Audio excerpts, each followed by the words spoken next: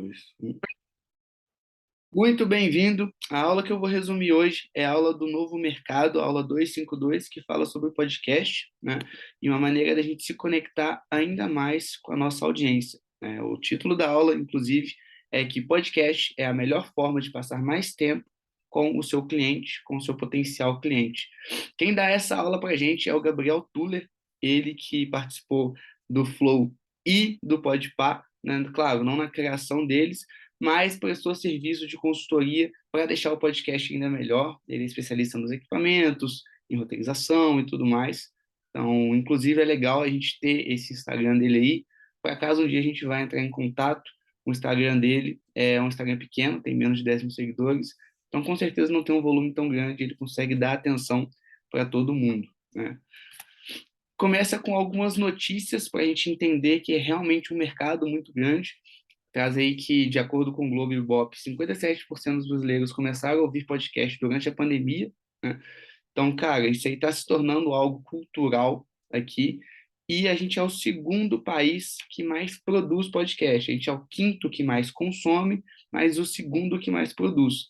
Por um lado, a gente pode pensar que, poxa, realmente tem muita gente produzindo, será que tem espaço para mim? Mas o professor trouxe a visão que foi muito legal, que como tem muita gente produzindo, tem muita gente trazendo a sua audiência para consumir esse tipo de conteúdo, né? Então, cada vez mais vai ter mais pessoas dispostas a ouvir o estilo podcast, né? E aí ele comenta do porquê o podcast tem se tornado tão forte, tão bom. É uma mídia que nos acompanha. A gente ouve ela no momento que a gente está mais relaxado. E ele deu um exemplo muito clássico, né? A maioria das pessoas acaba tendo que pegar um trânsito para trabalhar, trânsito para a escola do filho que vai buscar, enfim, passa um certo tempo no trânsito. Não é um momento que ele consegue ver um curso, né? Muito difícil ver um curso que é focado no visual e no áudio, né? E aí ele está no momento dirigindo, tem que prestar atenção, mas ele não consegue ver um curso, por exemplo. E, cara, ele também não consegue simplesmente ler um livro durante o trânsito, né? Fica inviável. Outro exemplo que ele deu também, muita gente coloca um podcast para sair ouvindo enquanto arruma a casa. E aí lava a louça, arruma a casa e tudo mais, que é uma atividade meio secundária. Ou então simplesmente sai para caminhar, né? É uma vertente similar ao dos audiobooks. Você sai para caminhar, coloca o fone e sai por aí ouvindo. Quais são os benefícios a partir desse momento? Como é um momento que a gente não está tão preocupado, a gente não está tão pensativo, a gente tende a se conectar com mais facilidade, né? E aí ele trouxe o ponto que muitas vezes você não é o maior do nicho e ainda assim as pessoas compram de você. Por quê? Porque ela se conecta mais com você do que com os maiores do nicho, né? Como, por exemplo, ele trouxe lá. E aí a gente passando mais tempo com a pessoa, ela tende a se conectar mais com a gente e ela tende a comprar mais da gente, né? Isso aí é um clássico, a gente realmente confia mais em quem a gente já tem uma certa conexão. A gente entende da pessoa, vai se aproximando da índole e se torna quase que um amigo, né? Ele também comenta que, de acordo com o tempo, a partir do 15º episódio, assim, já se cria uma comunidade legal, já tem as suas piadas internas e vai criando esse senso, né, de pertencimento com o pessoal. Tem algumas aulas muito bacanas no mercado, que são as de criação de tribo, né, que eu acho interessante. Tem uma CIP dela depois, vou dar uma olhadinha para ver se não tem ainda, eu trago para nós. Dos motivos que ele trouxe para a gente ter um podcast, né, é que a gente não precisa necessariamente alcançar todo mundo, né? A gente fica achando que tem que ser um podcast muito aberto, como o Flow, que você pega gente de tudo quanto é lugar, ou então um podcast que você vai falar sobre todos os temas, né, para poder alcançar o máximo de pessoas possível, e não é bem assim. Ele dá o exemplo da lei dos 1.000 fãs, né? E aí, cara, a gente consegue trazer isso aí para nós. A gente não precisa realmente falar para todo mundo. A gente pode ter o nosso nicho, não usar o nosso nicho para nos prender, mas para nos libertar de saber para onde produzir e produzir em volume. Toda pergunta na caixinha de perguntas que o nosso expert recebe, ela tem sim potencial de ter um aprofundamento, né? Querendo ou não, o podcast acaba sendo quase uma conversa. Agora, mais para frente, eu vou falar sobre os estilos, né, que tem de conversa e tudo mais. Porém, o foco daí é que você não precisa ter um nicho tão aberto e ainda assim você vai conseguir alcançar as pessoas certas. Não precisa investir muito em equipamento, né? Isso aí é um ponto extremamente positivo.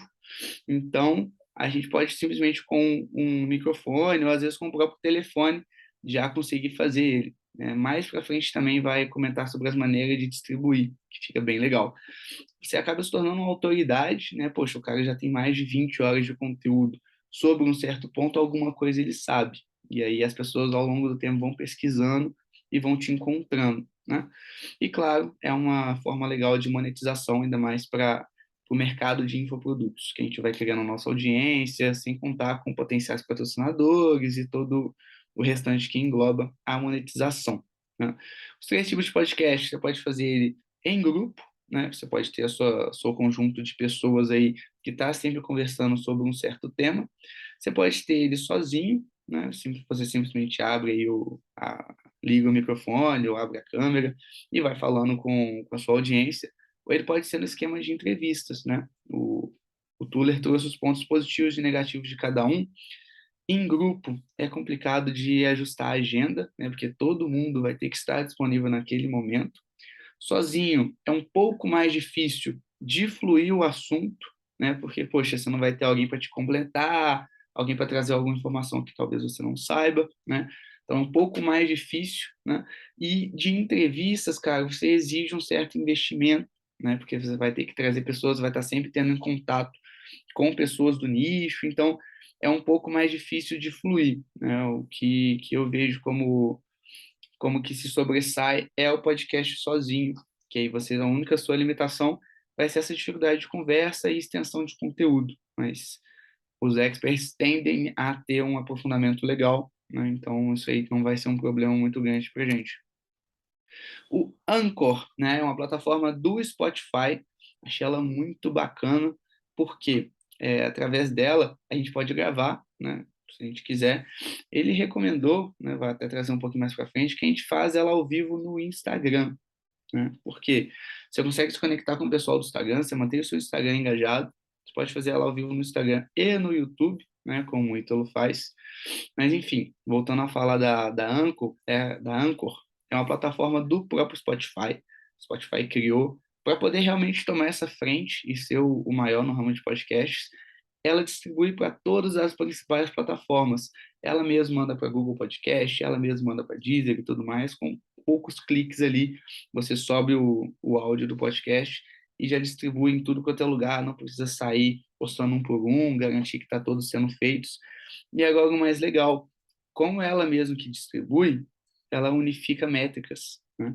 Então a gente não tem só, como tinha antigamente, que é o número de downloads. Não, a gente também possui agora o tempo de retenção média, quais os episódios mais vistos, não só quais os episódios que o pessoal fica mais tempo, né? Qual o momento que o pessoal costuma mais sair, se tem alguma propaganda que não está encaixando, que não está batendo legal. Então, essas métricas aí do Anchor ajudam bastante, né? E aí, igual eu comentei, é legal a gente fazer ao vivo no Instagram e distribuir pelo Anchor, né? Pelo Anchor e também colocar no YouTube. Ele deu a ideia também da gente distribuir pelo tráfego pago, né? Como é que seriam as maneiras da gente fazer essa distribuição. A gente pode simplesmente escolher alguns trechos, né? E colocar que ele continua no final com edição e no Saiba Mais ele manda para o podcast, seja no Spotify, seja no YouTube. É uma opção legal, né, no estilo de corte de podcast que está bombando bem hoje. Também dá a opção da gente distribuir ele completo, né? E aí uma maneira legal seria pelo YouTube Ads, a gente pode mandar tanto pela rede de pesquisa, né, que fica ali do lado do vídeo que a pessoa está vendo, quanto para começar com esse podcast, né? E aí vai demandar um pouquinho de edição para não começar naquele, o pessoal está entrando, vamos esperar, mas é uma opção também da gente distribuir ele completo para aquele anúncio de pular em 5 segundos, né? Um outro modelo também que não tem como não comentar seria o de cortes, né? Isso aí acabou que não foi passado na aula, mas ficou implícito para a gente que a gente pode ter o nosso canal de cortes que vai alimentar e fomentar o podcast. Então, muito obrigado aí por ter assistido. Essa aí foi a CIP da aula 262, se eu não me engano, deixa eu confirmar aqui para não falar errado, 252 do Novo Mercado. Valeu, até mais. Deixa eu encerrar a gravação aqui, encerrar o compartilhamento. e valeu.